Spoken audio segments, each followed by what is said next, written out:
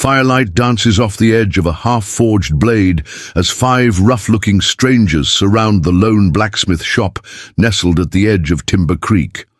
Inside, Mason Fletcher's scarred hands continue their methodical work, the hammer striking iron with practiced precision despite the mounting threat outside.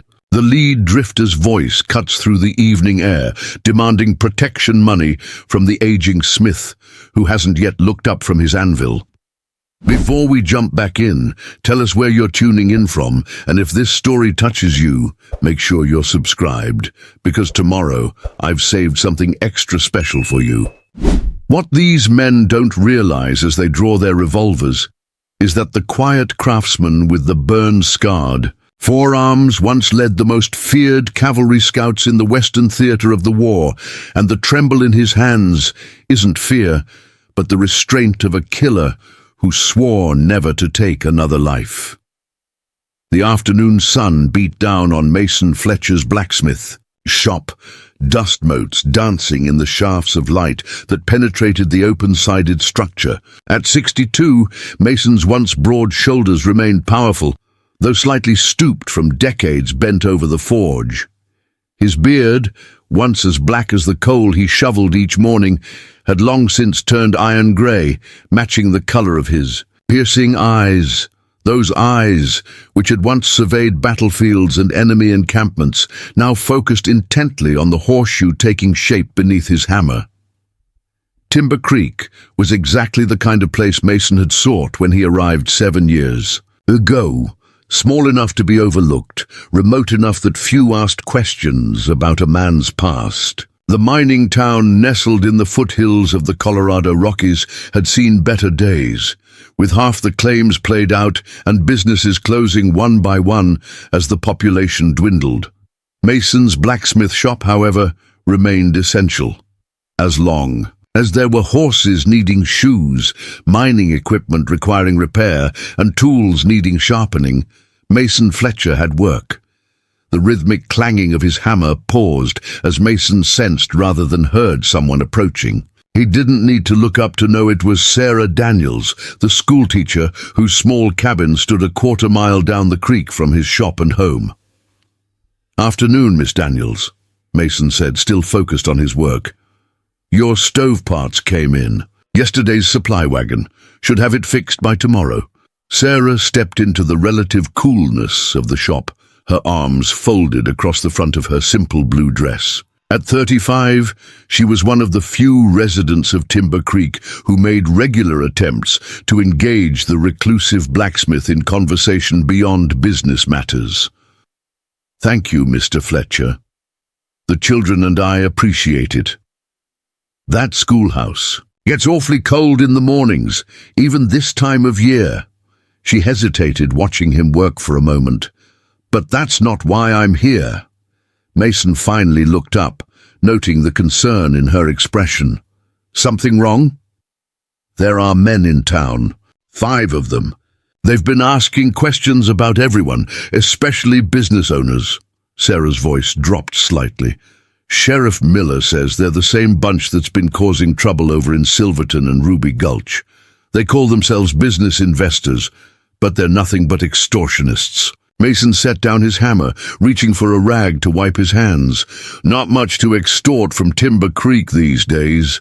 "That's just it," Sarah said, stepping closer. "They're targeting what's left. Already visited the general store and the assay office. Hendricks at the saloon paid them just to avoid trouble. Sheriff says his hands are tied unless they actually break a law." Mason nodded slowly. 7 years of building a quiet life, of seeking anonymity and peace, had taught him to recognize when trouble couldn't be avoided. "Appreciate the warning, Miss Daniels." "Mason," Sarah said, using his first name in a rare departure from their usual formality. "People are saying these men don't just take money. In Ruby Gulch, they beat the livery owner so badly he lost an eye, all because he refused to pay. Then they burned his stable with the horses still inside." A muscle tightened in Mason's jaw, but his expression remained impassive. "Violence against innocence. It was why he'd left his old life behind, why he'd buried Colonel Mason Fletcher of the 3rd Kentucky Volunteer Cavalry under the identity of a simple blacksmith seeking nothing but the opportunity to create rather than destroy. "I've dealt with bullies before," he said simply. Sarah studied his face, searching for something. "There's been talk, you know, about your past. Some say you fought in the war, that you have military experience." Mason turned back to his forge, using the tongs to pull a glowing piece of iron from the coals. "Most men my age saw the war one way or another, but not all of them keep a cavalry saber mounted above their fireplace, or wake in the night shouting orders to men long dead." Sarah's voice was gentle, but insistent. "People notice things in a small town, Mr. Fletcher." The hammer struck the iron with more force than necessary, sending sparks flying. Mason hadn't realized his nightmares were audible beyond the walls of his small cabin, attached to the smithy. "Ancient history," he replied, his tone making it clear the subject was closed. Sarah nodded, accepting his boundary. "They'll be making their rounds to the edge of town soon enough. Just be careful." She turned to leave, then paused. "Oh, and the school children were hoping you might visit again someday, to demonstrate ironworking like you did last winter." A hint of softness crossed Mason's weathered features. "Tell them perhaps next month, when the weather turns." After Sarah departed, Mason continued his work with mechanical precision, but his mind had turned to the locked trunk beneath his bed. Inside lay the remnants of a life he'd abandoned. His officer's commission, the revolver he'd carried through 3 years of war, and the journal documenting the tactics and operations of Fletcher's Scouts, the specialized cavalry unit he'd commanded. His men had been legend, moving through enemy territory like ghosts, gathering intelligence that had proved crucial in multiple Union victories. They'd also been feared, sometimes with good reason. War made monsters of men, and Mason had seen the darkness that grew in his own soul with each raid, each necessary killing, each mission that required crossing lines decent men shouldn't cross. That evening, Mason closed his shop earlier than usual. He meticulously cleaned his tools, banking the forge fire, and moved through the familiar routine of preparing his simple dinner. From his cabin window, he had a clear view of the main road leading from town. 5 riders would be visible. Long before they reached his isolated shop, they came just as the sun dipped behind the mountains, long shadows stretching across the dirt road. Even at a distance, Mason recognized their kind immediately. Men who used intimidation as currency, violence as a language. Their horses were well fed, their clothes a touch too fine for ordinary travelers. The leader rode slightly ahead, his posture communicating a confidence born of rarely being challenged. Mason stood in the shadows of his doorway, watching their approach. He had positioned himself strategically, an old habit never quite forgotten. From where he stood, he could see them clearly, while remaining mostly obscured from view. The 5 men dismounted with the casual arrogance of those who believe themselves feared. The leader, a tall man with a precisely trimmed mustache and expensive boots, surveyed the blacksmith shop with calculating eyes. "Hello, the forge," he called out, his voice carrying a forced joviality. "Anyone home? We're in need of assistance." Mason stepped forward into the fading light, his massive frame filling the doorway. He carried no weapon, but his hands, scarred from years at the forge, hung loose at his sides. "Shop's closed for the day. Open at sunrise tomorrow." The leader smiled, though the expression didn't reach his eyes. "My apologies for the late hour. Name's Garrett Wade. My associates and I are new to your charming community. We're visiting local businesses, introducing ourselves." He gestured expansively. "We represent certain interests, looking to invest in promising frontier enterprises." Mason's face remained impassive. "Nothing promising here, just a blacksmith shop serving what's left of a dying mining town." Wade's smile tightened almost imperceptibly. Preparing and narrating this story took us a lot of time, so if you are enjoying it, subscribe to our channel. It means a lot to us now. Back to the story. Now, I wouldn't say that. Every business has potential, especially essential services like yours. In fact, we've been discussing with other local proprietors how we might help protect their investments. One of Wade's men, younger than the others, with a poorly concealed revolver under his coat, snickered. "Protection that's worth every penny." "I protect my own," Mason replied, his voice level. Wade stepped closer, his boot heels crunching on the hard-packed earth of the yard. "I admire self-reliance, Mr. Fletcher." "Mr. Fletcher, but even the most capable man occasionally needs assistance. Times are changing. Organized enterprises are the future."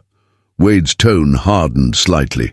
"For a modest weekly contribution, say $20, we ensure that no misfortunes befall your establishment." Mason remained still, only his eyes moving as he assessed each man's position, noting the weapons visible and those concealed. Two carried revolvers openly holstered. One had a knife handle visible at his boot, the younger one poorly concealed, his firearm under his coat. The fifth man, standing slightly apart, carried a shotgun loosely in the crook of his arm. "No need for your services," Mason said flatly. "Timber Creek's sheriff handles law matters." Wade laughed, the sound sharp and without humor. "Sheriff Miller understands progress. He's already welcomed our presence in town." He stepped closer, now within arm's reach of Mason. "I'd hate for your first impression of us to be negative. Some decisions are regretted most painfully." The threat hung in the air between them. Mason felt a familiar sensation rising within him, a cold calculation, time seeming to slow as his mind processed threats and responses with the precision that had once kept him and his men alive behind enemy lines. "I've made few decisions I regret," Mason replied, holding Wade's gaze. "Turning you away won't be one of them."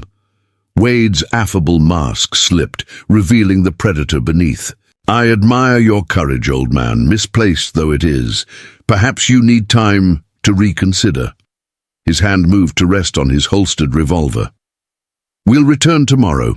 The price will be $30 then.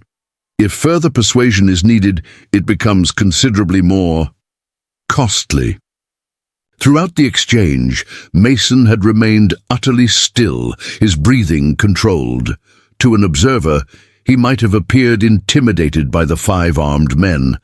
But behind his impassive expression, Mason was mapping each man's position, calculating angles, identifying vulnerabilities, a lifetime of tactical assessment compressed into moments. "I've yet to meet the man who could persuade me against my will," Mason said quietly.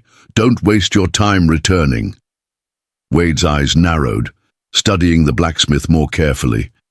Something in Mason's demeanor, perhaps the absolute stillness, the unwavering gaze, or the total absence of fear, gave him momentary pause. "Everyone can be persuaded, Mr. Fletcher. It's merely a question of method." Wade stepped back, gesturing to his men to mount up. "Consider our offer carefully. By this time tomorrow, you'll either have a new business arrangement or a painful lesson in modern commerce." After the men rode away, Mason remained in the doorway until their dust trail disappeared around the bend. Only then did he move, his movements deliberate as he closed and barred the heavy wooden doors of his shop, doors built thick enough to stop bullets. Inside his cabin, Mason lit a single lamp and moved to the stone fireplace. Above the mantel hung the cavalry saber he'd carried throughout the war, its blade still bearing the faint patina of blood that would never quite polish away. He reached up and ran a finger along the flat of the blade, memories flooding back. Unbidden, the decision he faced was one he'd hoped never to confront again. 7 years of peace, of deliberately turning from violence, of forging metal instead of destroying men, all of it now threatened by predators who mistook his solitude for weakness. Mason moved to his bed and knelt, pulling out the heavy trunk that hadn't been opened since he'd arrived in Timber Creek. The key hung on a leather cord around his neck, alongside the small silver medallion bearing the profile of Abraham Lincoln, a personal token of gratitude from a president who had recognized the value of Fletcher's scouts in turning the tide of several crucial battles. The lock turned with a protest of disuse. Inside, wrapped in oilcloth that had preserved them remarkably well, lay the remnants of Colonel Mason Fletcher's military career. The uniform would no longer fit his blacksmith's frame, but the Remington revolver remained in perfect condition, cleaned and oiled before being put away, as discipline demanded. Beneath it lay bound field journals, maps, and the commission document bearing the signature of President Lincoln himself. But it was a smaller item that Mason reached for, a tarnished silver whistle on a chain. The signal whistle that had once coordinated the movements of Fletcher's scouts, allowing them to communicate silently across battlefields and behind enemy lines. Mason closed his hand around it, feeling its weight, the weight of command, of responsibility for men's lives, of decisions that sent some to their deaths while saving others. He had vowed never to take another life after the war, a promise made at the graves of too many young men who had followed his orders into battle. Ancient history, he murmured to himself, echoing his words to Sarah. But as he replaced the whistle and closed the trunk, leaving the revolver inside, Mason Fletcher began preparing for war nonetheless. Violence wasn't the only lesson he'd learned commanding scouts through 3 years of brutal conflict. Strategy, preparation, and knowing your enemy often proved more valuable than pure force of arms. Moving through his shop with renewed purpose, Mason gathered specific tools and materials. A blacksmith's hammer could break bones as easily as it shaped metal. Iron bars could reinforce doors or become improvised weapons. The very layout of his shop, chosen years ago for defensive possibilities he'd hoped never to need, now revealed its strategic advantages. By midnight, Mason had transformed his smithy into a fortress with clear lines of sight, reinforced positions, and carefully planned avenues of approach that would channel visitors exactly where he wanted them. He worked methodically, muscle memory from a lifetime ago guiding his preparations. As he worked, Mason's mind kept returning to Sarah's words about the livery owner in Ruby Gulch, about the burned stable and the horses trapped inside. He thought of Timber Creek's remaining businesses, the general store run by widowed Mrs. Hollister, the assay office operated by crippled former miner Wilkins, the school where Sarah taught the town's remaining children. Mason had come to Timber Creek seeking anonymity and peace. He'd found something he hadn't expected, a community that, while respecting his privacy, had nevertheless accepted him. Children who looked forward to his demonstrations of ironworking, neighbors who nodded respectfully when he passed on his rare trips into town. Dawn found Mason Fletcher sitting on his cabin porch, watching the sun rise over the mountains.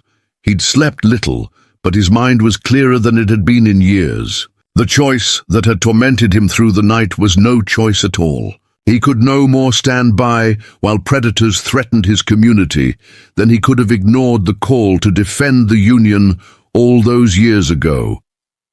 But this time would be different. Colonel Fletcher had led men into battle knowing some wouldn't return. The blacksmith of Timber Creek would protect his home without becoming the killer he'd fought so hard to leave behind. As the morning light strengthened, Mason saw a lone rider approaching from town. Even at a distance, he recognized Sheriff Miller's distinctive slouched posture in the saddle. The aging lawman had been adequate for Timber Creek's dwindling population, but was clearly out of his depth with Wade's gang. Mason stood as the sheriff, dismounted, noting the man's nervous glance at the newly reinforced shop doors and the strategic rearrangement of the yard. "Morning, Fletcher," Miller said, removing his hat to wipe sweat from his balding head. Expected to find trouble here after I heard Wade and his boys paid you a visit. No trouble yet, Mason replied. Coming later today, from what they said. Miller's eyes darted around the yard again, taking in the preparations. Look, Fletcher, I know what Sarah Daniels thinks of me right now, but I've got the whole town to consider. These men, they're connected to bigger operations out of Denver. They've got a pattern. They hit towns like ours when we're vulnerable, squeeze what's left, then move on when there's nothing more to take. And you let them. The sheriff's face flushed with shame and anger. I've got no deputies, a town that can barely pay my salary, and 5 armed men making careful not to break any laws I could arrest them for. His voice lowered. They killed the sheriff in Silverton when he stood against them, made it look like an accident. Mason studied Miller's face, recognizing fear, masked as pragmatism. So you're here to advise me to pay them. I'm here to tell you they're coming back with all 5 of them around midday, and they're not planning to take no for an answer this time. Miller replaced his hat. Wade was asking questions about you after they left. Wanted to know if you had family, connections, if anyone would miss you if you had an accident. A cold anger settled in Mason's chest. And what did you tell him? Miller looked away. Told him you keep to yourself, that you came here 7 years back and never said much about before. He hesitated, but Hank at the saloon, he was drinking last night, started running his mouth about rumors that you were some big military man during the war. Wade seemed mighty. Interested in that? Mason nodded slowly. Information was currency in conflict. Wade would be coming with new calculations, perhaps more cautious than before. Appreciate the warning, Mason said finally. Miller mounted his horse, avoiding Mason's eyes. Fletcher, I can't help you officially. You understand that, right? I got a wife still living, a position to protect. I understand cowardice when I see it, Sheriff. Mason's voice held no judgment, merely stated fact. Miller flinched as if struck. Maybe so, but I'm giving you fair warning, which is more than most would get. He gathered his reins. Whatever you're planning, remember, they won't stop with you. Anyone who helps you will be next. As the sheriff rode away, Mason returned to his preparations. Miller's warning only confirmed what he already knew. Wade and his men would come prepared for resistance now, thinking they faced a solitary old veteran rather than the helpless blacksmith they'd first assumed. What they couldn't know, what no one in Timber Creek could possibly understand, was exactly who they were threatening. Colonel Mason Fletcher hadn't merely served in the cavalry. He had commanded Fletcher's Scouts, the most effective intelligence and special operations unit in the Western Theater. Men who moved unseen through enemy territory, who struck without warning, who knew that superior numbers meant nothing against superior strategy. Mason had buried that man 7 years ago, seeking redemption through creation rather than destruction. But as he checked his defenses one final time, he knew Colonel Fletcher was rising from that shallow grave, summoned by necessity and by the oath he'd once taken to protect the innocent against all enemies. When Wade and his men returned, they would find not a solitary blacksmith, but a fortress commanded by one of the most brilliant tactical minds of the war. They were riding into an ambush they couldn't see, orchestrated by a man who had once outmaneuvered Confederate generals with armies at their disposal. Mason Fletcher would not kill again if he could avoid it, but neither would he allow predators to destroy what remained of Timber Creek. As he stood in the morning light, the weight of command settled on his shoulders once more, familiar, unwelcome, but undeniably his to bear. The town of Timber Creek stirred with unusual activity as word spread of the confrontation at Fletcher's smithy. By mid-morning, the main street had emptied, shopkeepers closing early, mothers hurrying children indoors. The silence that fell over the town carried the weight of anticipation, the calm before an approaching storm. Mason had just finished his final preparations when he spotted Sarah Daniels making her way purposefully toward his shop, a burlap sack slung over her shoulder. Her normally neat hair had come loose in the rising wind, and determination hardened her features. "You shouldn't be here," Mason said as she entered the yard. Sarah set down her burden. "Neither should they, but that isn't stopping Wade and his men." She opened the sack, revealing a Winchester rifle and boxes of ammunition. "This belonged to my father. I'm not much for shooting, but I thought you might have use for it." Mason didn't reach for the weapon. "This isn't your fight, Miss Daniels." "Isn't it?" Sarah's voice sharpened. "When they've finished with you, who do you think they'll target next? The school? The children?" She pushed the rifle toward him.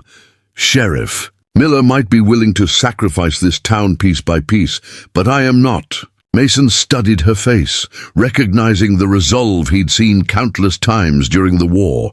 Civilians who reached their breaking point, who could no longer stand by while others fought their battles. It rarely ended well for them. "I appreciate the gesture," he said, carefully lifting the Winchester. It was well maintained, the action smooth as he checked the chamber. "But I need you to return to town. Now. I can help. You can help by warning others to stay clear of this area." Mason interrupted, his tone shifting to one of command, a voice that had once directed men through the chaos of battle. "I have a plan, Miss Daniels, but it requires civilians to be out of harm's way." Something in his demeanor, perhaps the sudden emergence of the colonel beneath the blacksmith's exterior, gave Sarah pause. She studied him with new eyes, seeing beyond the reclusive craftsman to the strategic mind at work. "Very well," she conceded. "But know this, Mr. Fletcher. You're not as alone in this town as you might believe." She turned to leave, then stopped.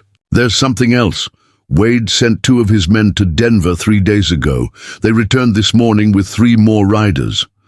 Mason's expression didn't change, but his mind rapidly recalculated. 8 adversaries instead of 5. The odds had just shifted significantly. "All the more reason for you to be elsewhere," he said quietly. After Sarah departed, Mason positioned the Winchester near the forge, but didn't load it. The rifle represented a line he wasn't yet prepared to cross. Instead, he returned to checking his preparations, making final adjustments to the mechanisms he'd constructed throughout the night. His shop had been transformed. Hidden tripwires connected to strategically placed tools would create distractions when triggered.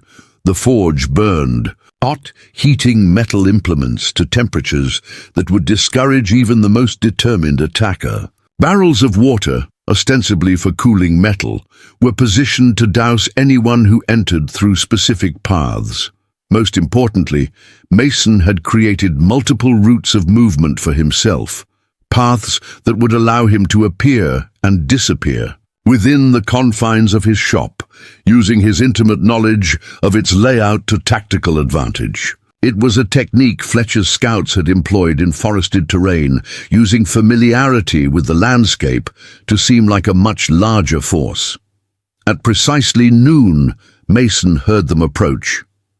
Not from the main road as expected, but from both east and west simultaneously, a pincer movement meant to eliminate potential escape routes. 8 riders, as Sarah had warned. They divided their forces, 4 approaching from each direction. Mason allowed himself a grim smile. Tactical thinking, but predictable.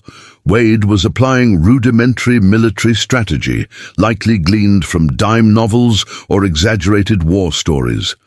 Real battlefield experience taught more nuanced lessons, like the folly of dividing your forces. When you don't know your enemy's full capabilities, the riders stopped just beyond easy rifle range, converging in a loose semicircle around the front of the smithy. Mason positioned himself at his forge, hammer in hand, seemingly absorbed in his work as he'd been during their first encounter. The picture of an oblivious old man, unaware of the noose tightening around him.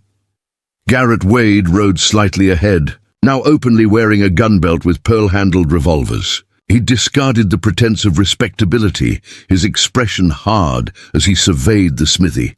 "Fletcher," he called out, "time for a business discussion." Mason looked up slowly, his posture conveying resignation rather than readiness. "Told you yesterday, not interested in your proposal." Wade dismounted, gesturing for his men to remain mounted. The additional 3 men Mason hadn't seen before hung back, watching the exchange with professional detachment. "Hired guns," Mason assessed, "not part of Wade's regular crew, but brought in specifically for this confrontation." "I've reconsidered my offer," Wade said, approaching until he stood just outside the covered area of the smithy. $30 seems excessive for a business of your modest size. Let's call it 25, payable immediately." Mason set down his hammer, wiping his hands on his apron. "You've added men. Costs must be rising." Wade's eyes narrowed at the observation. "Insurance is a complicated business, Fletcher. Premiums reflect risk." He gestured around the smithy. "And I'm assessing your establishment as increasingly high risk." Mason moved away from his forge, positioning himself precisely where he'd planned, near the first of his prepared defenses. "I've lived a long life, Wade. Learn anything worth knowing in those years?"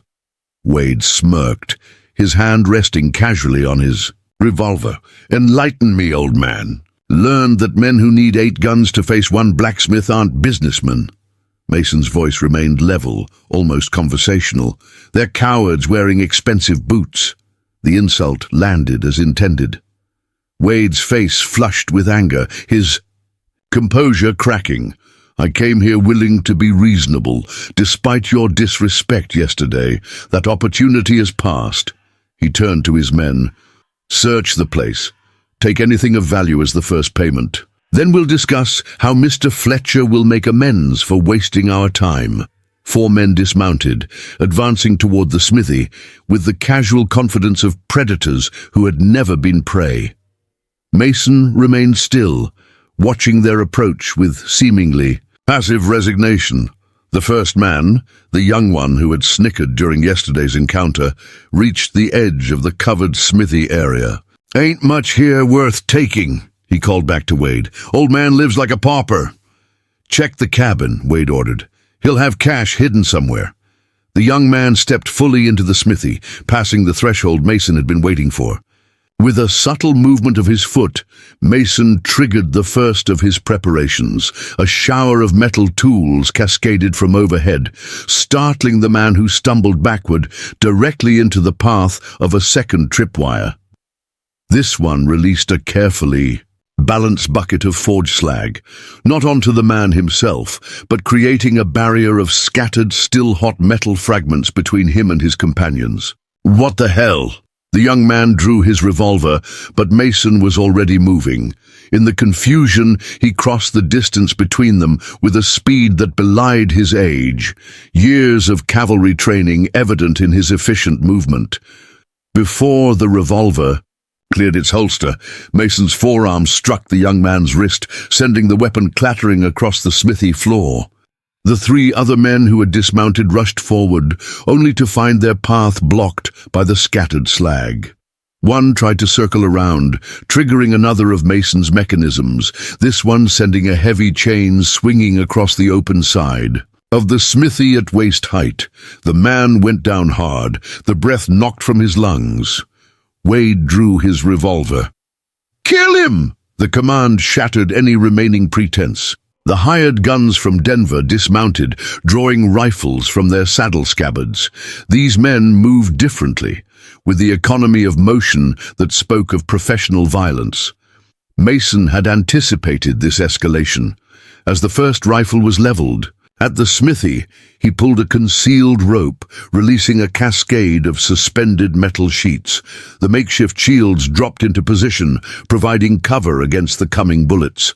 The first shots rang out, bullets sparking off the metal shields, or burying themselves in the wooden posts of the smithy. Behind his improvised barricade, Mason moved to his next position, triggering more of his prepared defenses. A barrel of water tipped over, flooding a section of the earthen floor where Mason had earlier spread iron filings from his work. The resulting mud created a treacherous surface just where Wade's men would need to advance.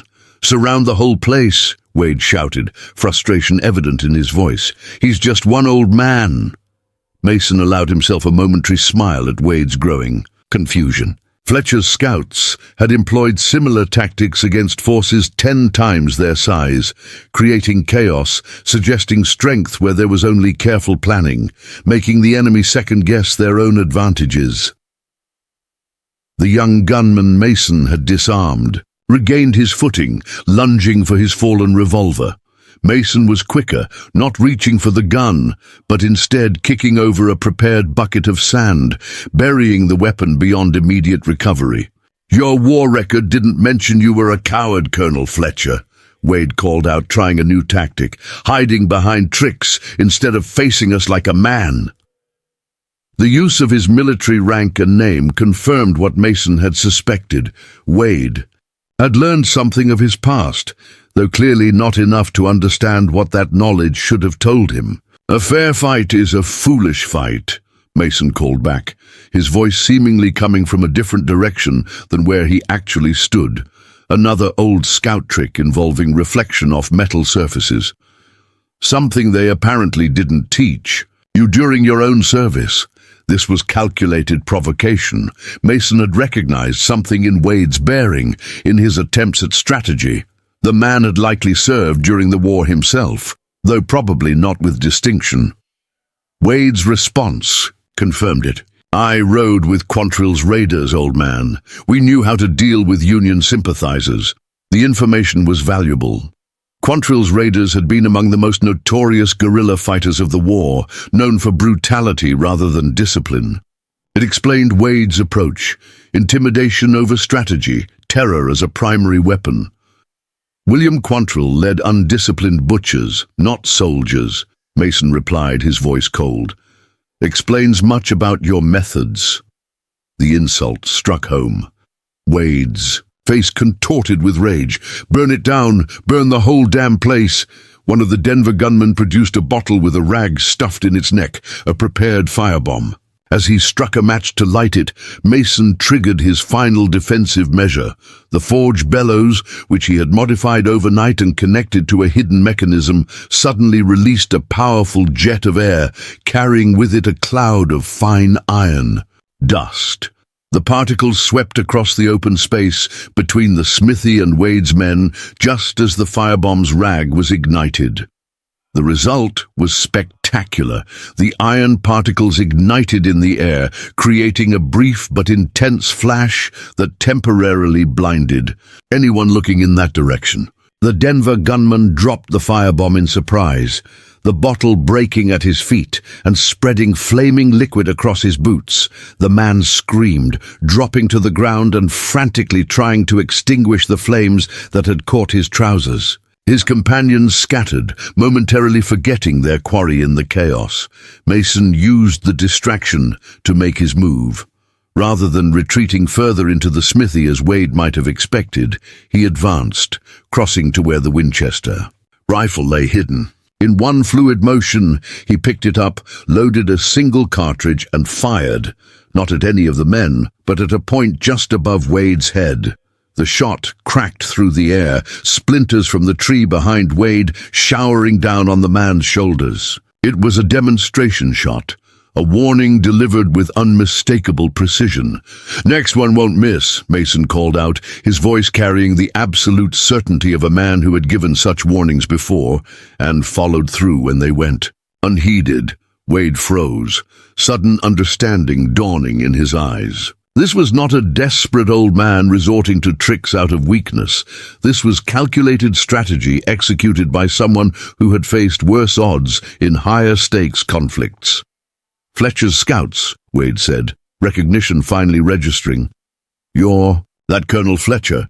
Mason levered another round into the Winchester's chamber, the sound carrying clearly across the now silent yard. "Leave Timber Creek, don't return. That's your only warning. For a moment it seemed Wade might back down. His men were scattered, disorganized, one still trying to extinguish the flames on his clothing. The advantage had shifted palpably. Then, one of the Denver gunmen, the one who had hung back throughout the confrontation, spoke up. "He won't shoot. He's bluffing."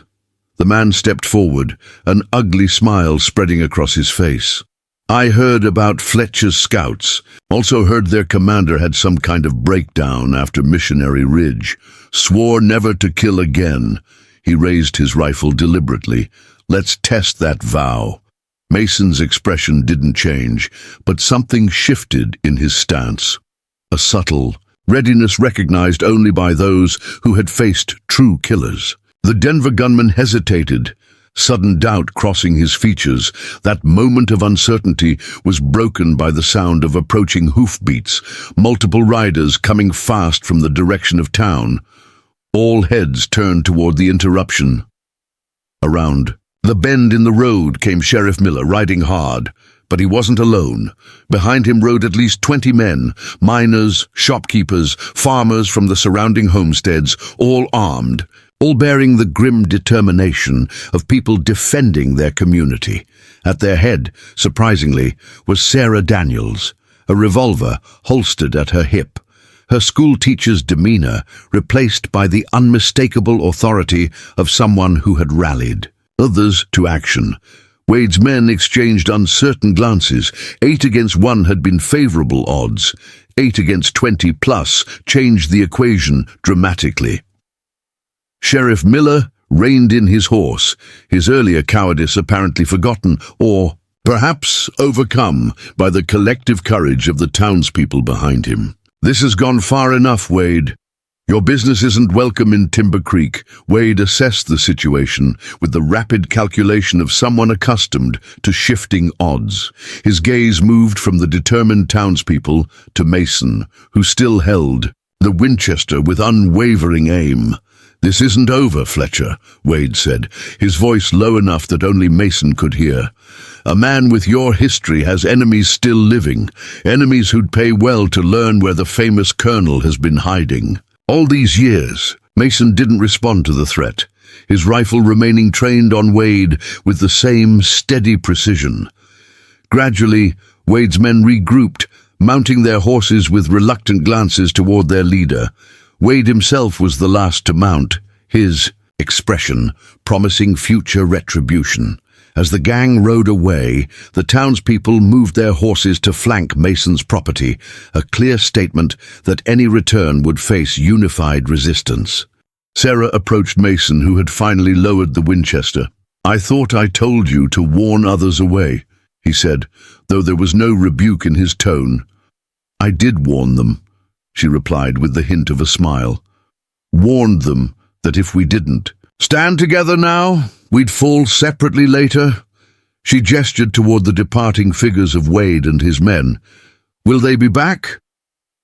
Mason watched the dust cloud disappear around the bend. "Not today, but Wade isn't a man who forgets a humiliation."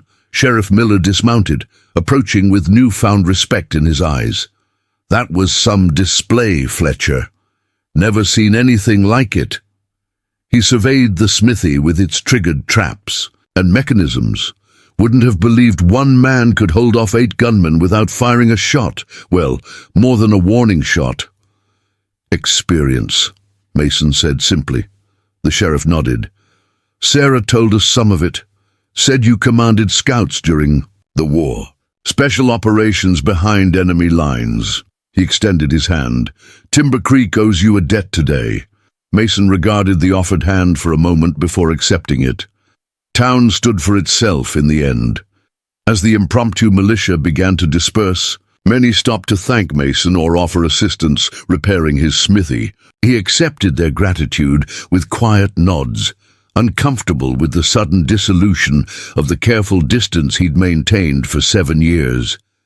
When only Sarah remained, Mason finally spoke the question that had been troubling him. "How much did you tell them about my past?" "Only what was necessary," she answered carefully. "That you had military experience that made you uniquely qualified to stand against Wade's kind." She hesitated. "The rest of your story is yours to tell, if and when you choose to." Mason nodded his appreciation, turning to survey the damage to his shop. Beyond some scattered tools and triggered mechanisms, the smithy had weathered the confrontation remarkably well. By tomorrow, he could be back to work as if nothing had happened. But as he began the process of restoring order to his workspace, Mason knew something fundamental had changed. The careful isolation he had constructed around himself had been breached, not by Wade's threats, but by the unexpected alliance with the townspeople he'd kept at arm's length for years. More troubling was Wade's parting threat. If the man made good on his promise to spread word of Mason Fletcher's whereabouts, the confrontation today might prove to be merely the opening skirmish in a longer war, one that would force the colonel to fully resurface from beneath the blacksmith's carefully constructed identity. As twilight descended over Timber Creek, Mason retrieved the cavalry saber from above his fireplace, carefully testing its edge with his thumb. Some battles, he reflected, couldn't be won with clever traps and strategic positioning. Some required the very thing he had sworn to leave behind, the cold calculation of a man who had once led others into the maw of death and emerged victorious, though never unscathed. 3 days passed, with no sign of Wade or his men. Timber Creek settled into an uneasy vigilance, miners carrying rifles to their claims, shopkeepers keeping shotguns beneath counters. Sheriff Miller organized regular patrols, though Mason suspected this newfound diligence was as much about restoring his reputation as protecting the town. Mason had returned to his forge, the rhythmic striking of hammer on metal a meditation that allowed his mind to work through possibilities and contingencies. The confrontation with Wade had awakened something he'd kept dormant for years, not just the tactical mind of Colonel Fletcher, but connections to a world he'd deliberately left behind. The noon stage brought an unexpected visitor to Timber Creek. Mason was fitting a new shoe on Wilkins's mare when he heard an unfamiliar voice with a distinctive southern drawl inquiring about his whereabouts at the general store across the street. "Fletcher's smithy. Right down there, mister, can't miss it, but fair warning, he doesn't take kindly to strangers these days." Mason straightened, every sense suddenly alert. He hadn't survived 3 years behind enemy lines without developing an instinct for danger. Setting down his tools, he moved to a position where he could observe the newcomer without being immediately visible. The man who approached was neither young nor old, perhaps 50, his bearing military despite civilian. Clothes of good quality. He walked with a slight limp, favoring his left leg, and carried a polished walking stick that Mason immediately recognized as potentially more than a mobility aid. Many veterans had converted such implements into concealable weapons after the war. What caught Mason's attention most, however, was the man's face. Though lined with age and weather, it carried a distinctive scar across the right cheek, a saber cut by Mason's assessment. But it was the eyes that triggered recognition, sharp, assessing, missing nothing. "Major James Hollister," Mason said, stepping into view. "Long way from Virginia." The man stopped, surprise quickly masked by a thin smile. "Colonel Fletcher, even further from Kentucky, I'd say." He glanced around the smithy. "Quite a change. From your last command." Mason wiped his hands on his apron, mind racing through implications. Hollister had been Confederate cavalry, a worthy opponent Mason had faced during several engagements. Their final encounter had been at Yellow Tavern in '64, where Hollister had been wounded and captured. "What brings you to Timber Creek, Major?" Bit remote for a social call. Hollister leaned on his walking stick. "May we speak privately, Colonel? Some conversations are best had without an audience." Mason considered this request, then nodded toward his cabin. "Coffee's likely bitter. Haven't had visitors to impress." Once inside, Mason gestured to his sparse furnishings. Hollister took the offered chair, while Mason remained standing, positioning himself near the cavalry saber mounted on the wall. "You can relax, Colonel," Hollister said with a dry chuckle. "If I'd come to kill you, I wouldn't announce myself so openly." "Why have you come, then?" Hollister set his walking stick aside. 2 days ago, a telegram reached Richmond, asked about a Colonel Mason Fletcher, commander of Fletcher's scouts, specifically whether any old adversaries might hold particular grievance worth compensating. He raised an eyebrow. "Caught my attention, as you might imagine." Mason's expression remained impassive, but inwardly he cursed. Wade had wasted no time making good on his threat. "The war's been over a long time, Major." "Indeed it has," which made this inquiry all the more interesting. Hollister studied Mason carefully, especially considering it came from a rather unsavory character, claiming to represent certain business interests in Colorado territory. "And you traveled all this way based on a telegram?" "I was already in Denver. My shipping company has interests throughout the Western Territories." Hollister gestured around the cabin. "I must say, when I imagined what became of the legendary Colonel Fletcher, this wasn't what I envisioned." Mason poured 2 cups of coffee from the pot warming on his small stove. "What did you envision?" "Something grander. Political office. Military consulting for the War Department. Not," Hollister accepted the offered cup, "a blacksmith shop in a dying mining town." "Found I had enough of death," Mason replied simply. "Iron doesn't bleed when you shape it." A moment of understanding passed between the men, the unspoken recognition of what war had cost them both, not merely in physical scars, but in deeper wounds invisible to others. "About this telegram," Mason prompted.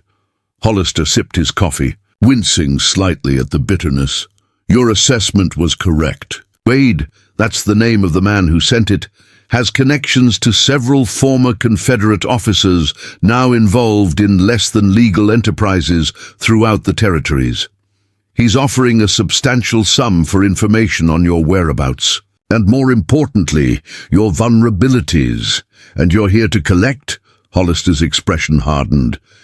"I'm here because we may have been enemies, Colonel, but we were honorable ones. What this man proposes has nothing to do with the war or its legitimate grievances. It's common criminality masquerading as vengeance." Mason studied his former adversary, weighing his words.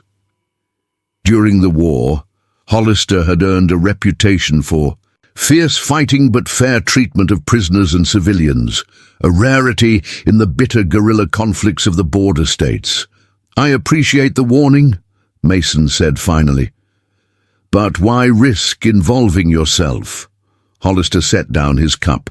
"Because some debts transcend the causes we fought for." He reached into his coat, producing a folded yellowing letter.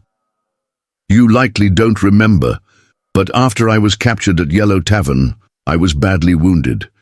The Union Field Hospital was overwhelmed. By all rights, I should have been left to die." Mason took the letter, immediately recognizing his own handwriting. It was a directive to the field surgeon, ordering immediate treatment for Major Hollister, despite the shortage of medical supplies. "The surgeon told me later that you argued my case personally," Hollister continued. "Said I'd fought with honor and deserved the same in return. When medical supplies were diverted elsewhere, you provided your own morphine ration for my surgery." The memory returned to Mason. Hollister, delirious with fever, his leg mangled by artillery. The army surgeons, overwhelmed by Union casualties, had been ready to amputate without anesthesia or simply let the Confederate officer die. Mason had intervened, citing the rules of civilized warfare and proper treatment of officers. "War makes us choose what kind of men we'll be when pushed beyond endurance," Mason said, returning the letter.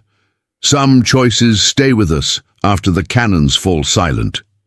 Hollister nodded, pocketing the letter.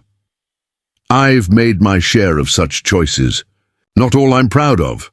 He leaned forward, Which brings me to the real purpose of my visit. Wade isn't working alone. He's an agent for a larger organization based in Denver. Former soldiers, mostly, who've turned their military skills to criminal enterprise. The Pioneer Investment Syndicate, Mason said, recalling what Sarah had mentioned about Wade's connections. You're well informed. Hollister looked impressed. Yes, though that's merely their legitimate face. They've systematically targeted small communities throughout the territories, especially those with reduced circumstances or limited law enforcement. Like Timber Creek, precisely. They identify vulnerable towns, send in men like Wade to establish, control through intimidation, then systematically strip the community of assets. Those who resist suffer accidents or disappear entirely. Mason processed this information, understanding now that Wade's threat was far greater than he'd initially assessed. Not merely a personal vendetta, but part of a systematic criminal operation with resources and reach beyond a typical gang. Why tell me this? Mason asked. You've already warned me about Wade's telegram. Your debt, if you perceived one, is paid. Hollister rose, retrieving his walking stick. Because they've already sent 3 men in response to Wade's offer. Professional manhunters, former soldiers who specialized in tracking deserters during the war. He moved toward the door. They'll arrive within 2 days, and unlike Wade, they won't bother with threats or demands. They'll simply kill you, burn this place to the ground, and collect their payment. The matter-of-fact delivery chilled Mason, more than any impassioned warning could have. You seem remarkably well informed about their plans. The syndicate approached my shipping company about exclusive transportation contracts. During negotiations, I was invited to certain social gatherings. Men drink, men talk. Hollister paused at the doorway, especially when they believe they're among those who share their sympathies regarding the recent unpleasantness between North and South. Mason understood then. Hollister had used his Confederate background to gather intelligence, perhaps even infiltrate the syndicate's inner circles. I'm still curious why you'd risk warning me, Mason said. Associating with a Union officer, even a former one, could damage your business prospects with these people. Hollister's expression softened slightly. When I was captured, I expected death or, at best, rotting in a Union prison until the war's end. Instead, I received medical care, fair treatment, and eventually exchange, because one officer recognized the humanity in an enemy. He straightened, former military bearing evident despite his civilian clothes.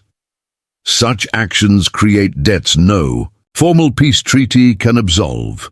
After Hollister departed, Mason sat alone in his cabin, considering the implications of this new information. 3 professional manhunters with military experience presented an entirely different challenge than Wade's opportunistic gang. These would be men who understood tactics, who would study their target before striking, who would anticipate obvious defenses. More concerning was the revelation of the syndicate's broader operations.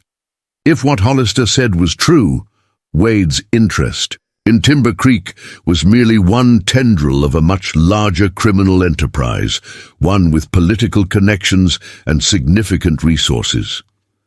A knock at his door interrupted these thoughts. Sarah Daniels entered before he could respond, her expression concerned. I saw you had a visitor, she said without preamble. A stranger asking about you doesn't seem coincidental after Wade's threats. Mason briefly considered concealing what he'd learned, but Sarah had earned his trust during the confrontation with Wade. Not a threat, a warning. He explained Hollister's visit, watching her expression grow increasingly troubled. Professional killers, she repeated when he finished. We need to alert Sheriff Miller, organize the town's defense again. Mason shook his head. Different situation. Wade wanted to make an example, establish dominance. These men will come quietly, strike precisely, and disappear. They won't engage the town unless the town engages them. So we just wait for them to murder you. Sarah's voice rose with indignation. "After you stood for all of us?" "I didn't say that." Mason rose, moving to the trunk beneath his bed. This time he didn't hesitate to unlock it. But this fight requires different tactics than the last. From the trunk, Mason withdrew items he hadn't touched in years: a leather map case, field glasses, and most significantly, the Remington revolver he'd carried throughout the war.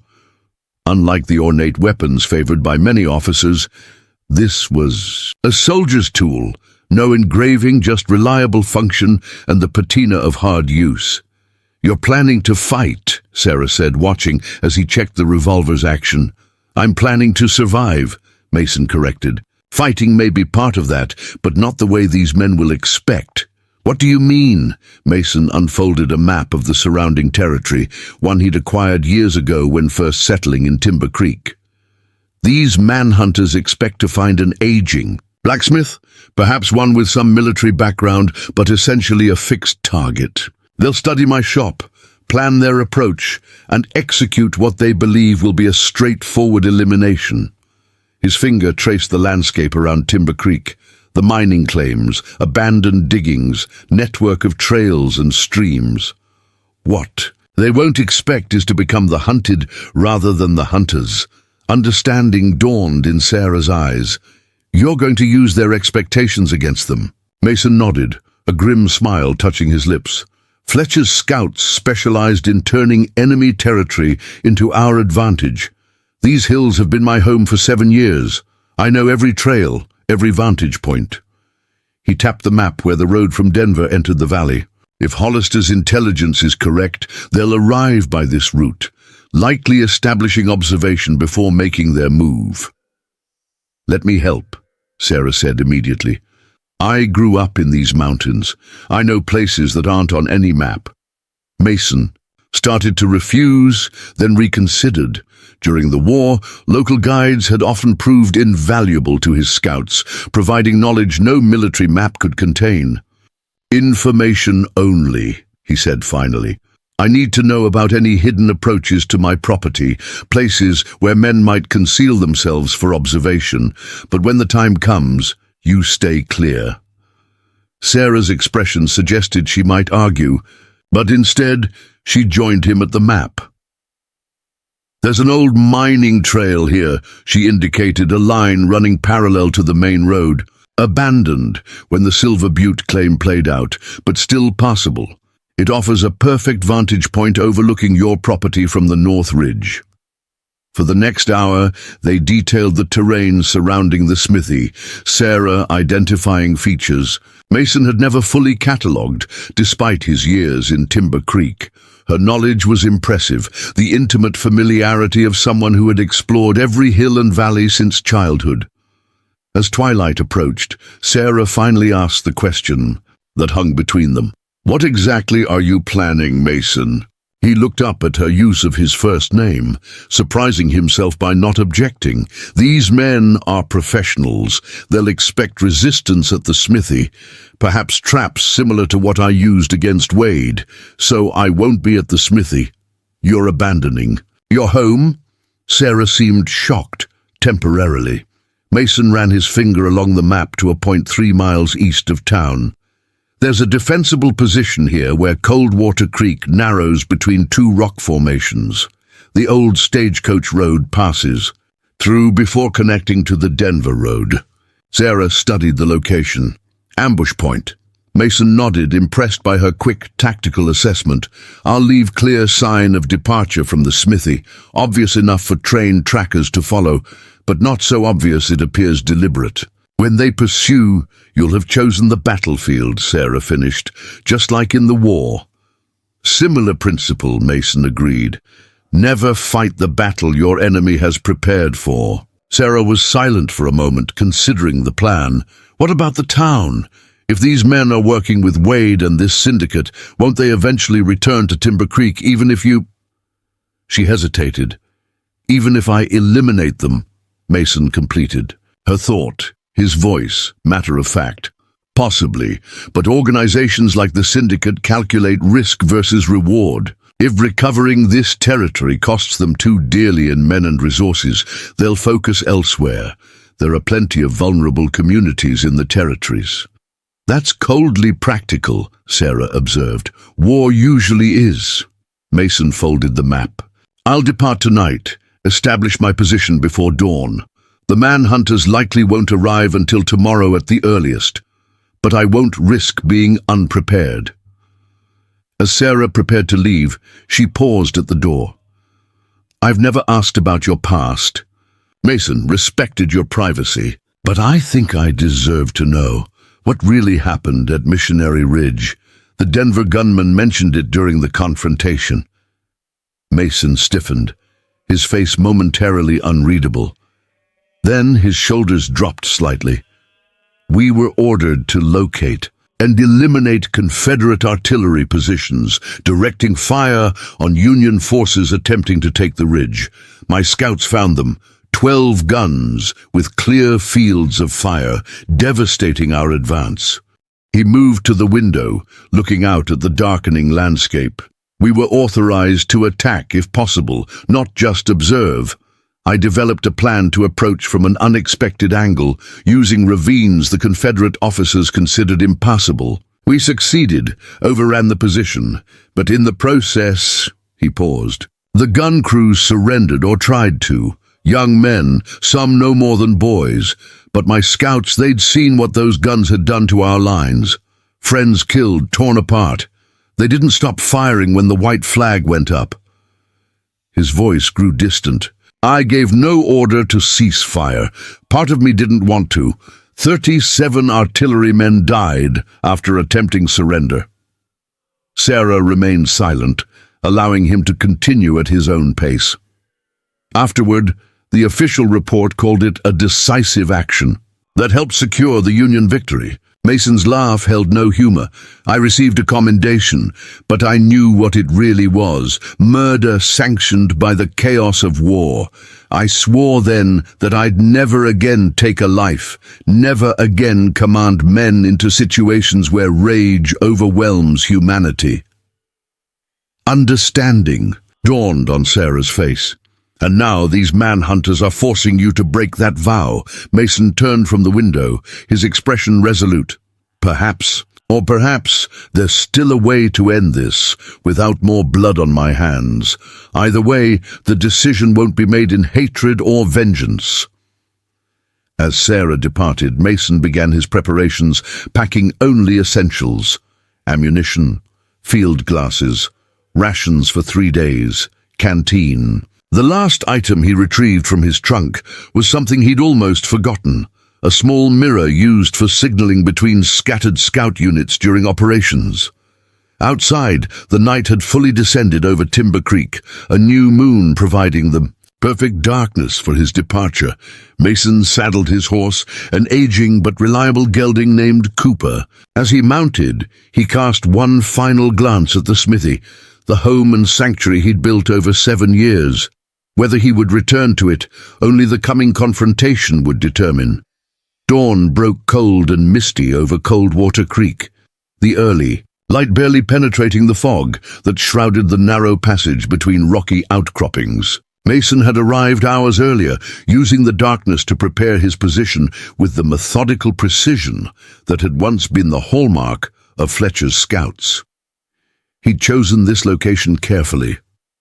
The old stagecoach road narrowed here, forcing travelers to pass single file between 2 steep rock walls that rose nearly 30 feet on either side. Decades of spring floods had carved natural cavities in these walls, perfect for concealment. Above, the rim provided clear sightlines in both directions, allowing him to spot approaching riders long before they entered the pass. Mason had spent the night creating what appeared to be a hasty campsite at the creek's edge. Signs visible, enough for trained trackers to interpret as a man resting briefly before continuing his journey. In reality, he had established 3 separate positions, one on the rim overlooking the approach from town, another within a rock cavity midway through the passage, and a third providing coverage of the exit toward the Denver road. The morning Hours passed without incident. Mason divided his time between positions, moving silently through routes he'd mapped during the night. His field glasses regularly swept the approaches, particularly the trail from Timber Creek, where he expected the manhunters to appear. Shortly after midday, his vigilance was rewarded. 3 riders approached from the direction of town, moving at a deliberate pace, clearly studying the ground before them. Even at a distance, Mason could see they weren't ordinary travelers. They rode with the alert posture of men in potentially hostile territory, each maintaining sight lines that complemented the others, covering all approaches. Through his field glasses, Mason studied them individually. The lead rider was older, perhaps 50, with a graying beard and the weathered face of someone who'd spent decades outdoors. He rode slightly hunched, suggesting an old injury, but his eyes constantly scanned the terrain ahead, the expedition's tracker, Mason surmised. The second man was younger, perhaps 30, with the hard physique and rigid posture of career military. A cavalry carbine was slung across his back, and he rode with his right hand resting near the revolver at his hip. The third rider was the most concerning, lean, almost gaunt, with the detached expression of a man to whom killing had become routine. He carried a specialized long rifle in a custom scabbard, a sharpshooter. Mason observed their approach with growing certainty that these were indeed the manhunters Hollister had warned him about. Their method of tracking confirmed it. They weren't following obvious signs, but instead looking for the subtle indicators only a trained scout would recognize and an experienced quarry might leave. When they reached the point where Mason had departed from the main trail toward Coldwater Creek, they stopped. The tracker dismounted, studying the ground intently before gesturing toward the creek. The other 2 men exchanged words Mason couldn't hear. Then all 3 altered their course, following his trail exactly as he'd intended. Mason retreated from his observation point to the cavity in the rock wall, positioning himself where shadows would conceal his presence even in daylight. The approach to his position was scattered with small stones and twigs he'd arranged during the night, natural seeming, obstacles that would make silent advance impossible. Within 20 minutes he heard them. First came the muted sound of hooves on the soft earth approaching the narrow passage, then the tracker's voice carrying in the still air. Stopped here for a while, fires cold but recent. Continued on foot, leading his horse, heading east toward Denver, I'd wager. Makes sense, replied a second voice, younger with a clipped military precision. If Fletcher knows we're coming, he'd try to disappear, maybe hoping to lose himself in a larger settlement. The third man's voice was unsettlingly soft. Or setting a trap. Fletcher's scouts were known for ambushes, not retreats. This last observation sent a chill through Mason. The manhunters weren't just following a trail. They'd studied their quarry, understood his tactical tendencies. His estimation of the threat level increased substantially. Either way, the tracker responded, he came through this pass. No other route east for miles that wouldn't add days to his journey. The sound of approaching horses grew louder. Mason remained motionless in his concealment, controlling his breathing as he'd taught his scouts to do when enemy patrols passed within yards of their positions.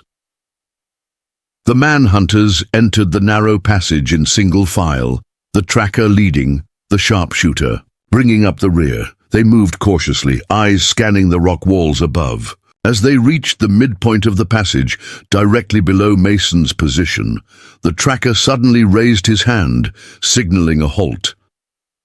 Something's wrong, he said quietly, dismounting. Ground's been disturbed here, but not naturally. Mason tensed. The man had spotted one of his preparations, perhaps the trigger for the rock slide Mason had arranged on the opposite wall. The manhunters were more observant than he'd anticipated. The military man also dismounted, hand moving to his revolver. Trap? The tracker nodded grimly. Fletcher's setting the stage. Question is, where's he watching from? The sharpshooter remained, mounted, his cold eyes methodically scanning the rock walls above. His gaze passed over Mason's position once, then returned, narrowing slightly. Mason froze, not even blinking, trusting the shadows and his earth-toned clothing to maintain his concealment. After what seemed an eternity, the sharpshooter's attention shifted elsewhere. "We're exposed here. Should backtrack. Find another route." "There isn't one," the tracker replied, "not without adding 30 miles to the journey. And if Fletcher's watching, retreating just gives him time to prepare elsewhere." The military man drew his revolver. "Then we press forward, but carefully. Spring whatever trap he set on our terms." Mason watched them proceed with increased caution, the tracker now checking every step before advancing. They would soon trigger the tripwire Mason had set, not to harm them, but to reveal their response patterns under sudden threat. The wire was nearly invisible, stretched just above ankle height across the narrowest section of the passage. The tracker, focused on examining the ground itself, missed it completely. His boot caught the wire, triggering Mason's mechanism. The result was spectacular but ultimately harmless, a cascade of small stones and gravel from a prepared pile higher on the rock face, creating a startling clatter and a cloud of dust. But, designed to cause no actual injury, the response was immediate and revealing. The tracker dove forward, drawing a knife from his boot as he rolled. The military man dropped into a crouch, revolver raised toward the source of the sound, while the sharpshooter immediately dismounted on the opposite side of his horse, using it as cover while drawing his rifle. Each man reacted with practiced coordination, covering different sectors of the potential threat. Mason observed their movements carefully, noting their instinctive responses and reaction times. These were indeed professionals, men who had faced ambushes before and survived. When no attack followed the falling rocks, the manhunters remained in defensive positions for nearly a minute before the military man spoke. Warning shot or misfire? The tracker examined the disturbed stones, finding the remnants of Mason's trigger mechanism. Deliberate. He's letting us know he's watching. He looked up at the rock walls, eyes searching. Playing with us. The sharpshooter's cold voice cut through the tension. "No, testing us, learning our responses." Mason smiled grimly at the man's accurate assessment. These were not merely hired guns, but tactically sophisticated opponents, which made them more dangerous, but also more predictable to someone with Mason's experience. The manhunters conferred briefly, then altered their approach. Rather than continuing through the passage together, the military man backtracked to find an ascending route to the rim, while the tracker and sharpshooter proceeded forward more cautiously. This split presented both challenge and opportunity. Mason had anticipated they might divide their forces, but hadn't expected it so soon. He needed to adjust his strategy accordingly. Moving silently from his concealment, Mason worked his way along a narrow ledge he'd identified during his night preparations. It would lead him to the exit of the passage, where he'd established his third position, a vantage point from which he could observe without being seen. As he moved, a flash of reflected light from the ridge above caught his attention. Mason froze, pressing himself against the rock face. The signal came again, a pattern he recognized immediately. 3 short flashes, pause, 2 long flashes.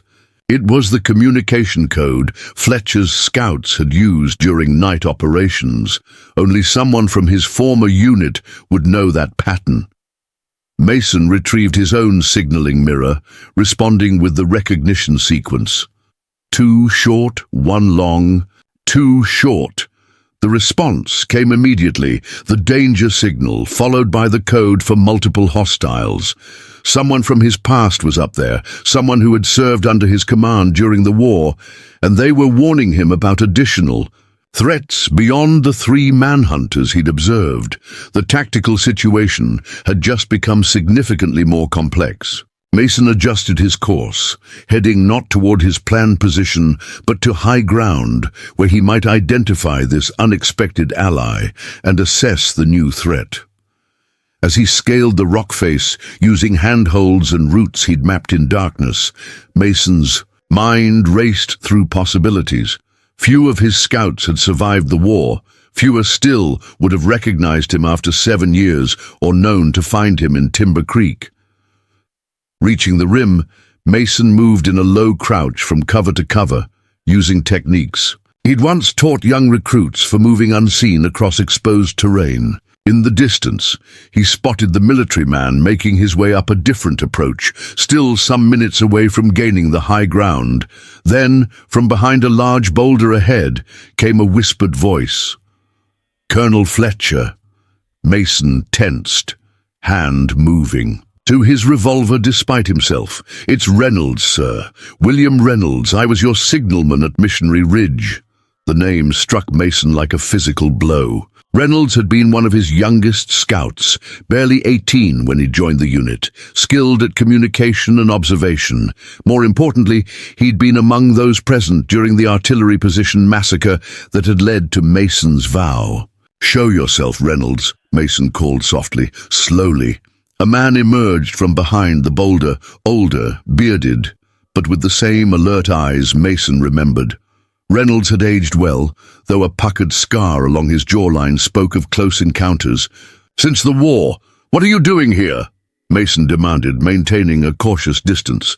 Reynolds gestured toward the passage below.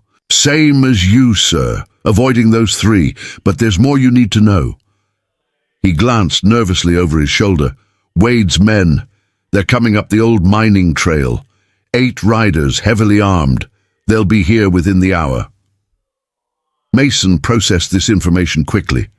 The manhunters were likely an advance team, professional trackers sent to locate him before the main force arrived to finish what Wade had started. "How did you find me?" Mason asked, still unsure whether to trust this ghost from his past. "Been in Denver last 3 years, working as a guide," Reynolds explained. "Heard rumors about the syndicate looking for a former Union colonel. Then someone mentioned Fletcher's scouts specifically." He shrugged. "Wasn't hard to put together. Followed the manhunters, figuring they'd lead me to you." Mason studied his former subordinate, looking for signs of deception and finding none. "Why get involved? War's long over, Reynolds." Reynolds' expression hardened. "Because I was there at Missionary Ridge, sir. Saw what happened afterward, how it changed you. Heard about your vow." He gestured to Mason's revolver. "Figured you might need someone who understands what that vow cost you. Someone who could help without asking you to break it." 8 riders with Wade," Mason repeated, assessing this new intelligence. "Plus our 3 manhunters. 11 against 2.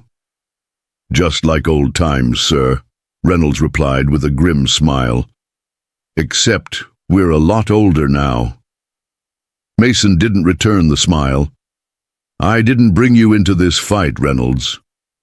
"With respect, Colonel." "I brought myself."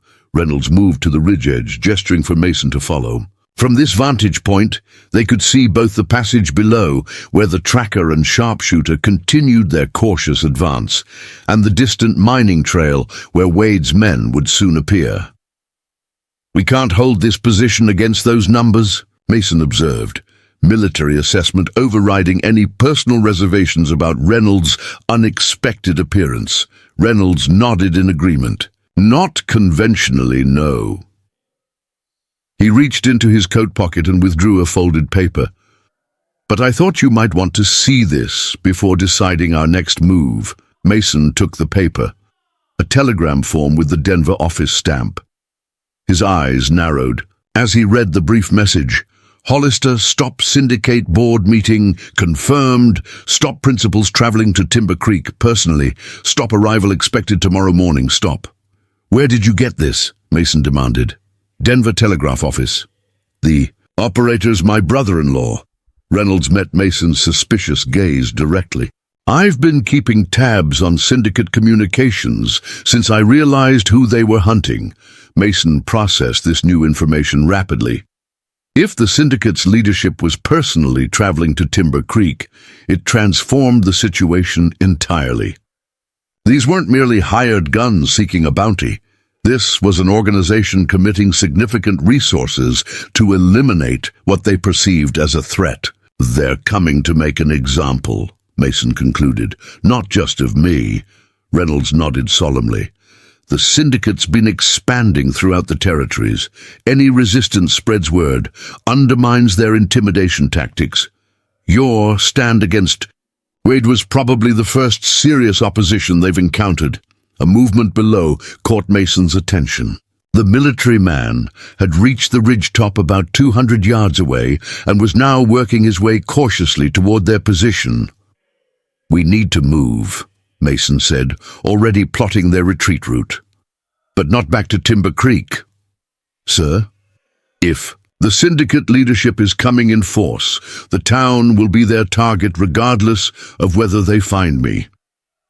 Mason's tactical mind raced ahead, considering and discarding options. "We need to intercept them before they reach Timber Creek." Understanding dawned in Reynolds' eyes. "The Canyon Road Pass. It's the only practical route for a larger group coming from Denver." Mason nodded, impressed with his former scout's quick grasp of the tactical situation. "But first, we need to deal with our current pursuers, or at least delay them long enough to get ahead of Wade's group." The military man was now close enough that they could hear the crunch of his boots on the rocky ground. Mason motioned for Reynolds to follow him into a ravine that cut into the ridge perpendicular to the main passage. "What's the plan, Colonel?" Reynolds whispered as they took cover behind a cluster of boulders. Mason retrieved a small leather pouch from inside his coat.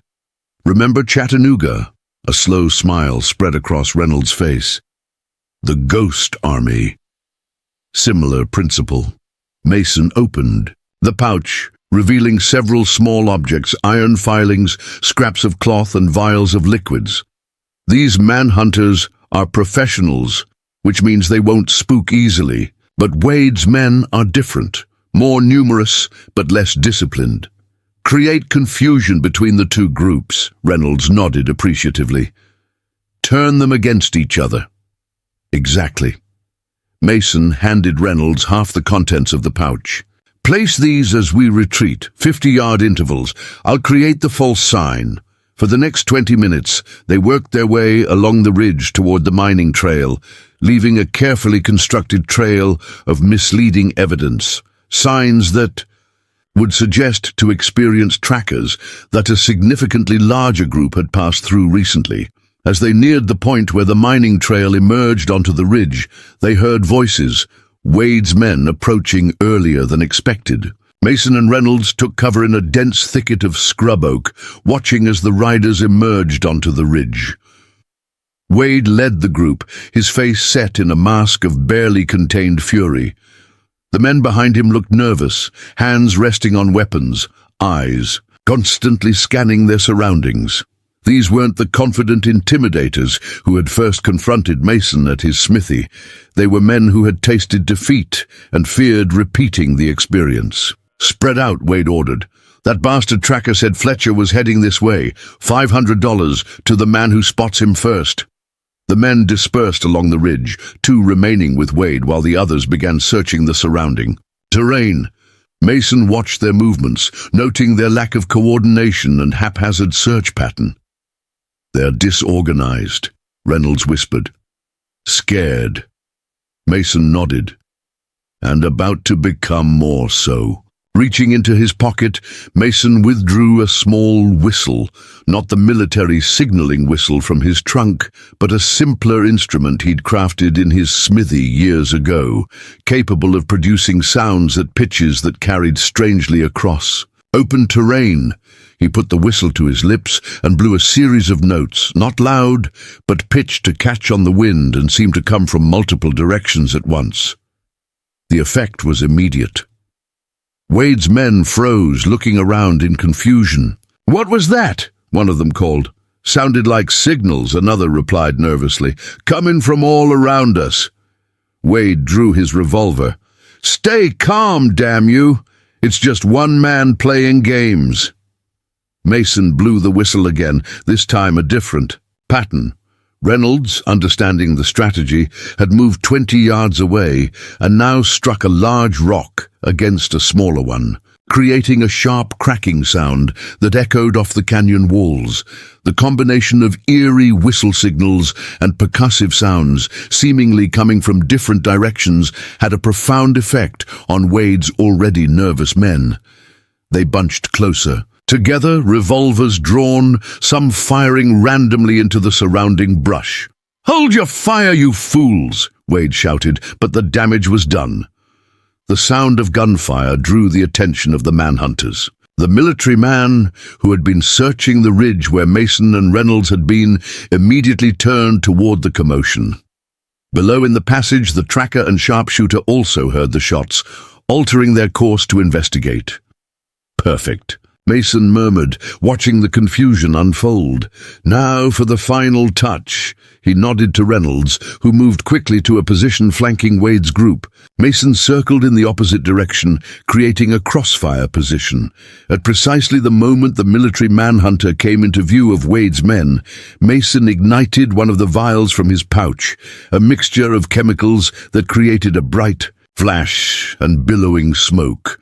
The flash came from directly beside the military manhunter, making it appear to Wade's men that he had fired at them. Simultaneously, Reynolds ignited his own mixture on the opposite side. "We're surrounded!" one of Wade's men shouted, firing toward the military manhunter, who immediately dove for cover, returning fire instinctively. Chaos erupted on the ridge. Wade's men, convinced they were under attack from multiple directions, fired wildly at shadows and movement. The military manhunter, pinned down and under fire, signaled frantically to his companions in the passage below. Mason and Reynolds slipped away during the confusion, working their way down the back side of the ridge toward where they had left. Their horses. Behind them, the sound of gunfire continued as Wade's forces and the manhunters engaged in an unintended battle born of fear and misidentification. "How long will the confusion last?" Reynolds asked as they mounted. "Not long," Mason replied. "Once the manhunters realize they're facing Wade's men, they'll likely identify themselves. But it buys us the time we need."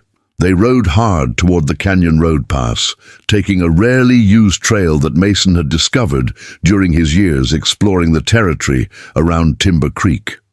The route would lead them to a position overlooking the narrow defile through which any sizable group traveling from Denver would have to pass.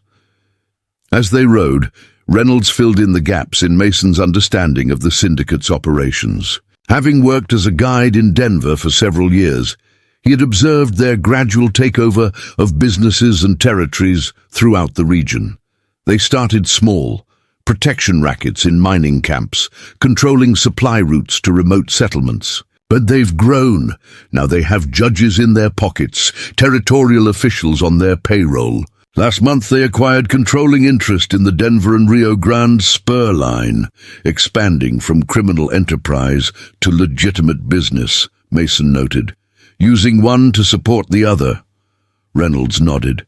"The men coming tomorrow aren't just hired guns. They're the leadership, former officers, businessmen, politicians, men with reputations to protect and public faces to maintain. Which means they can't afford witnesses," Mason concluded. Timber Creek isn't just a target for economic exploitation. It's a loose end they need to eliminate. They reached Canyon Road Pass as the afternoon sun began its descent toward the western horizon. The pass itself was a natural bottleneck, steep, rock walls rising on either side of a 30-foot-wide passage that twisted for nearly a quarter-mile before opening into the valley that led to Timber Creek. Mason surveyed the terrain with a practiced eye. Defensible, but not against superior numbers, not for long. "We could try to collapse the pass," Reynolds suggested. "Plenty of loose rock on those upper slopes." Mason shook his head. "Might delay them, but they'd find another route, and we need them to come through here." He dismounted, studying the rock formations more carefully. "No, we need something more substantial than an ambush or delay." "What exactly are you thinking, Colonel?" Mason turned to his former scout, a plan already forming. These men hide behind respectability, using others to do their dirty work while keeping their own hands clean. They thrive on anonymity and the fear that anonymity creates. Yes, sir, but so we take that away. Mason's eyes held the same intensity Reynolds remembered from war councils before particularly daring operations. We don't just defeat them. We expose them, not just to Timber Creek, but to the entire territory. Understanding dawned in Reynolds's face. You want witnesses, evidence. More than that, Mason replied, I want justice, not vengeance, not more blood on my hands or yours. He gestured toward Timber Creek in the distance. These people stood with me against Wade. Now I need to give them the tools to stand against the syndicate, permanently. As twilight descended over Canyon Road Pass, Mason Fletcher, the blacksmith who had once been a legendary cavalry commander, began outlining a plan that would require neither bullets nor bloodshed to defeat an enemy who believed violence was their exclusive domain. It would instead require the courage and conviction that had once made Fletcher's scouts the most effective intelligence unit in the Western theater, and the wisdom Mason had gained in the years since he'd put war behind him. Dawn broke clear and cold over Canyon Road Pass. Mason and Reynolds had worked through most of the night, preparing the terrain according to Mason's plan. Now they waited, positioned on a concealed ledge that offered a clear view of the passage below. Riders approaching, Reynolds said quietly, field glasses trained on the eastern entrance to the pass. 8 men, well-mounted, expensive clothing, not trail gear. Mason took the glasses, studying the approaching party. Unlike Wade's rough group or the professional manhunters, these men rode with the confident ease of those accustomed to authority. Their clothing and equipment spoke of wealth and position. These were men who commanded rather than served. That's them, Mason confirmed. Syndicate leadership. He recognized the type immediately. Former officers who had parlayed wartime connections into post-war opportunity. Businessmen who saw the chaotic expansion of the territories as a chance for profit unrestricted by Eastern regulations and oversight. Men who viewed law as a tool for those powerful enough to wield it, rather than a protection for all. As the group entered the narrowest section of the pass, Mason nodded to Reynolds. His former scout slipped away toward the position they had prepared. During the night, a hidden vantage point covering the western approach. The timing had to be perfect. Mason watched the syndicate leaders progress through the pass, counting silently. When they reached the precise center point, where the natural rock walls created a perfect amplification chamber, he raised the signaling mirror and flashed the prearranged sequence. Almost immediately, the sound of approaching riders echoed from the western entrance to the pass. The syndicate leaders halted, several reaching for weapons as Sheriff Miller appeared, leading a delegation from Timber Creek, 20 mounted men and women, including Sarah Daniels and several of the town's most prominent citizens. The syndicate's lead rider, a distinguished man with silver at his temples and a bearing that suggested military background, raised his hand in what appeared to be friendly greeting. Good morning. I believe we have business in Timber Creek. I'm Jonathan Mercer, representing the Pioneer Investment Syndicate. Sheriff Miller reined in his horse at a cautious distance. We know exactly who you are and what your business entails, Mr. Mercer. Wade and his men made that quite clear. Mercer's expression flickered briefly before settling into practiced affability. There seems to be some misunderstanding. Mr. Wade's methods occasionally exceed his instructions. I've come personally to address any concerns. Concerns like extortion, arson, murder? Sarah's voice rang clearly through the pass. Mercer's smile tightened. Serious allegations, madam. Perhaps we should discuss this privately with the proper authorities. His gaze shifted meaningfully to Sheriff Miller. I'm sure we can reach an understanding beneficial to all parties. That was Mason's cue. He stood from his concealed position, stepping into full view on the ledge above the syndicate leaders. "The proper authorities are already quite interested in your operations, Mercer." The syndicate leaders looked up in alarm, several drawing weapons at the unexpected appearance. "Fletcher," Mercer identified him immediately. "Your interference has become quite costly." Mason held up a leather portfolio. "Not nearly as costly as this will be for you and your associates." "What is that supposed to be?" Mercer demanded, though a note of uncertainty had entered his voice. "Documentation," Mason replied calmly. "Detailed records of the syndicate's operations throughout the territory, names, dates, transactions, including the elimination of U.S. Marshal Harrison last spring and your arrangement with Judge Hollister in Denver to suppress the investigation." Mercer's face drained of color. "You're bluffing. You couldn't possibly—" "I commanded the most effective intelligence unit in the Western Theater during the war, Mercer. Gathering information is what Fletcher's scouts excelled at." Mason gestured toward the ridge where Reynolds had appeared at his own position. "My men continue to serve even after all these years." From the western entrance to the pass, another rider appeared, causing murmurs among both the townspeople and syndicate leaders. Major James Hollister approached slowly, his distinctive walking stick secured to his saddle. "Hollister?" One of the syndicate leaders hissed. "What is the meaning of this?" "Insurance," Hollister replied, joining Sheriff Miller's group, "against men who mistake wealth for immunity." He addressed Mason directly. "The documents you requested were dispatched to Judge Carlton in Denver yesterday, Colonel, along with my sworn testimony regarding the syndicate's operations."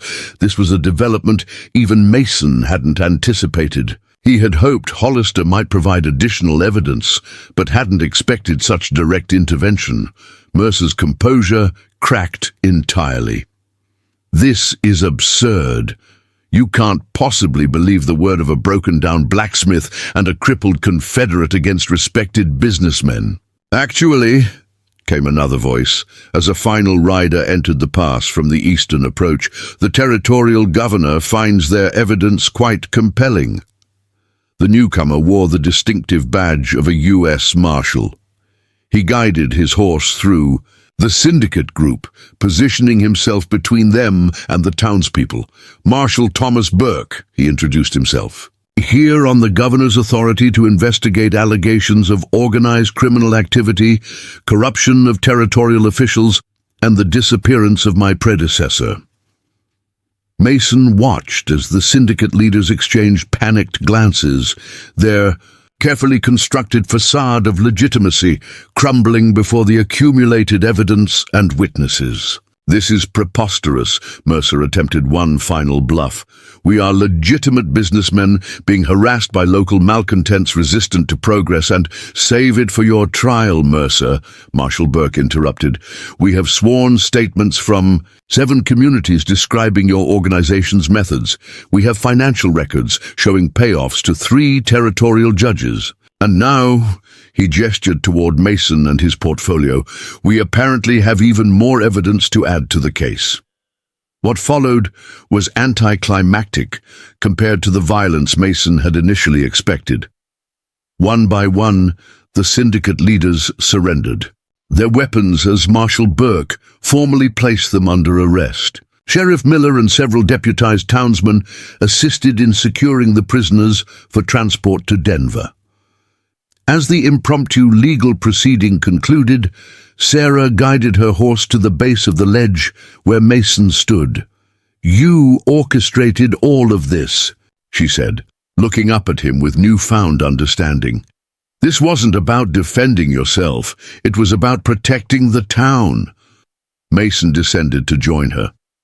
Hollister's involvement was unexpected, as was the Marshal's timing, but not unwelcome, she observed. "No," Mason agreed. "Justice through proper channels is preferable to alternatives." Sarah studied his face. "You never intended to kill them, did you? Even Wade and his men?" "I made a vow," Mason said simply.